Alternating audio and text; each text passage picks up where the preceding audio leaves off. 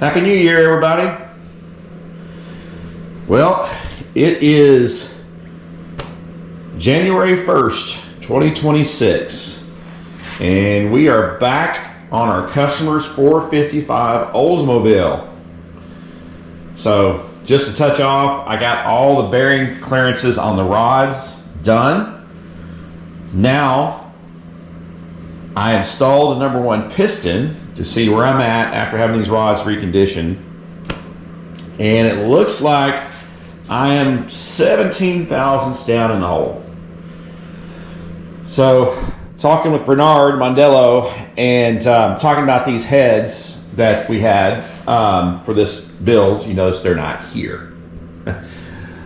Those heads, they're C heads.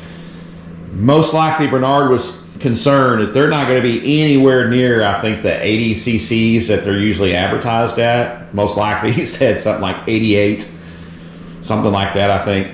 So to get the most amount of power out of this we're trying to get for our customer, we need to hit our targets. So I know I think our static, what we were going for was 9.8. And then the dynamic with this cam that Bernard spec'd out, the dynamic came in at 8.3, which is that's what we want for pump gas. But I took our heads back to the machine shop, and I'm going to have them CC the chambers. And I told them I want a target of 75 to 76 cc on those chambers, on those C heads. So that's what we're going to do. We're going to get those things CC'd probably next week. They'll check them out, and if they need to mill them, which I'm sure they probably do, they're going to go ahead and mill them. But in the meantime, I'm going to go ahead and start sticking these pistons in, getting them torqued down, and then that'll get me to where I need to be, where I can start degreeing this cam. So let's get started. All right, we got all 8 of our pistons in now. Whoa, don't they look pretty? It's a shame they gotta be covered up, but they're gonna be covered up by a really nice set of heads. So now I'm doing a little prep work here, and kind of want to share some things here. Working with Bernard is pretty darn awesome. Lots of things I've built 455s before, but never with roller cams, but never used some of these trick things that he's got here.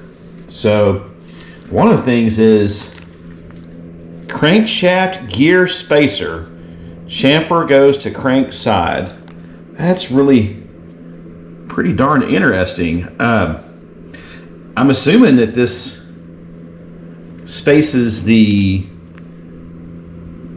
timing gear, the crankshaft gear out because of maybe this has something to do with the roller cam. Probably so, that the roller cam probably sticks out further. But hey, I always learn something. This is pretty neat.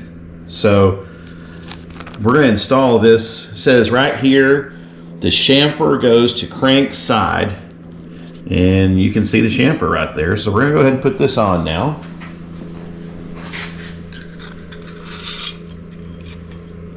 All right. Now, getting over here to the timing chain. Now this is a really, really slick timing chain. This is a Cloyes, however you pronounce it, but this is the 9-way. This is how you really dial in your cams. I actually like using these. Some of the other ones are just a 3-way. They may get you in the ballpark, but these are the way to go. Got all of our directions here. It shows you how to advance it to, retard it to, so forth. We'll get into that in a little bit. But before I install any of that, I want to go through and make sure I cleaned up my crank key. And what I like to do, so I don't fight this thing when I'm trying to pull it back off so I can degree the cam, I just cleaned it up on my belt sander. Just clean basically the dirt and grime off of it and nastiness. But now fits really, really nice in all of those grooves, tight. No, I did not say I ground it. I did not say I machined it down. It's just, it fits, well, there's no burrs. Super nice. So I'm going to get this put in the crank in a little bit. But before I even do that, I'm going to start a new thing here. I learned from my friend Just Mopar Joe when he builds his big block Mopars and small blocks. These double roller timing chains, as you know, got your little links in here. I've seen other people do this before, and obviously we're going to soak our roller lifters, but we're going to put this chain in there and we're going to soak it. I'm going to at least get some grease on this, put some oil on it before I install it. I know it's going to be messy, but I don't care. When I'm done, I'm probably going to take this back off and I'm going to soak it even longer. But Joe had a really good point doing that. Now these are our roller lifters right here. We're going to get those and I'm going to soak them in this Driven right here, this Driven oil. We use this for all of our break-ins. So I'm going to get these soaking, but I'm going to get back over here. Camshaft spacer. Slide over camshaft against flange to install. So again, this is some really nice stuff to make sure all of the geometry and everything is lined up like it should be. And then of course, I'm familiar with these, the thrust button, but it's a really nice setup on this thrust button. So, you know, we've got to set this up with, I believe, our timing chain cover. They'll have to be cleaned up. But right now, all we're going to do is try to get this thing degreed. But first and foremost, we got to start soaking stuff up. So let's get this going.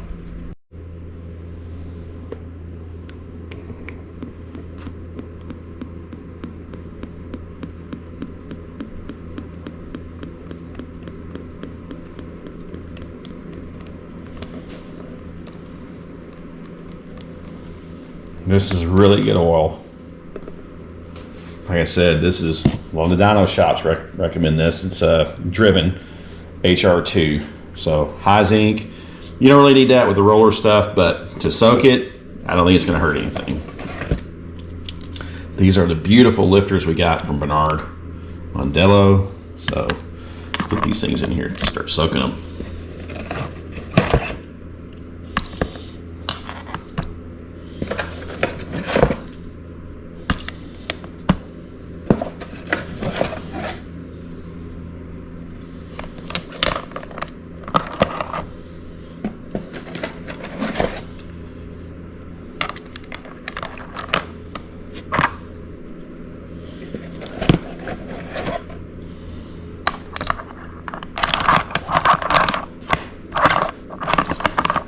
Need a little bit more oil, which we have.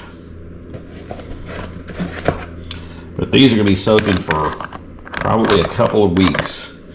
You gotta remember, I still got to measure for push rod length. And while we're waiting on push rods to come in, we will definitely continue to soak these things. So let me dry my hands off here and then we'll move forward. All right, now we're going to put our camshaft spacer on. It says slide over camshaft against the flange to install. I'm going to put a little bit of my slimy stuff here. Can't hurt because I want it to stay still. Let's get this on.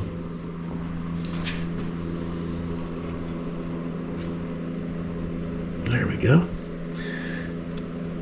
Probably didn't hurt anything for it to leak over that spacer there anyway.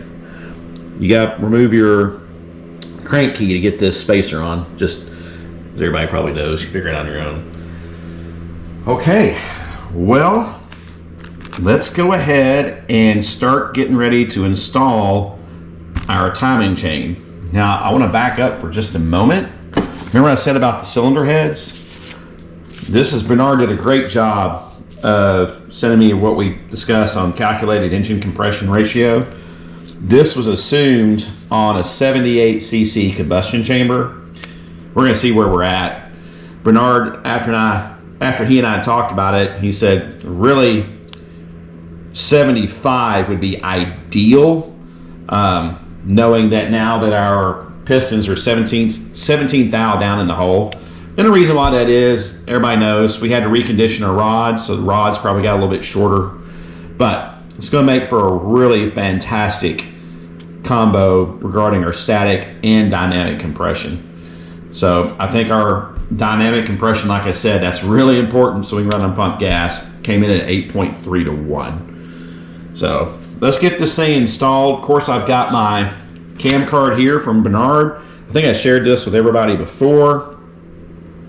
It's a 523 lift, and looks like the duration on the exhaust, I'm assuming that's exhaust, is 108 and a 104. I'm not sure. That may be backwards. Because he's got here, yeah, the intake is actually, excuse me, the intake's going to be, 104 on, that's at 50, I assume. That's the center line, excuse me. And then the duration, obviously, it's a dual pattern. Our duration is 224 and 228 exhaust. So we're a little bigger on the exhaust as usual.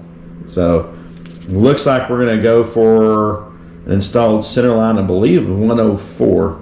But I'm going to confirm with him as well, just to make sure. So here we go.